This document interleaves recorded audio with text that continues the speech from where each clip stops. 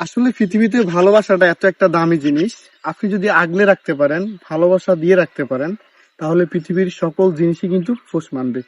এই যে আমার কাছে সুন্দর পাখিটা, এটাকে যদি আমি আদর যত্ন না করতাম বা তাড়িয়ে দিতাম বা যদি কষ্ট দিতাম, তাহলে কখনোই বিশ্বাস করে আমার কাঁধে বসতো না। এই কিছুক্ষণের মধ্যেই এত ভালোবাসা, এত প্রেম জমে গেছে। আমি মানে একটু আদর করছি, আর পাখিটা কত আপন ভাবে আমাকে নিয়েছে, মানে আমাকে অনেকটাই আপন করে ফেলছি। তো এটাকে দেখে বুঝতে পারছি, যদি আপনি আদর করে যত্ন করে কোনো কিছু রাখেন, কোনো কিছু পোষেন, এটা পৃথিবীর যে কোনো প্রাণী হোক, মানুষ কিংবা যে কোনো জিনিসই, পশু হোক, আপনার ভালোবাসায় সে শিখতে হতে বেশি সময় লাগবে না।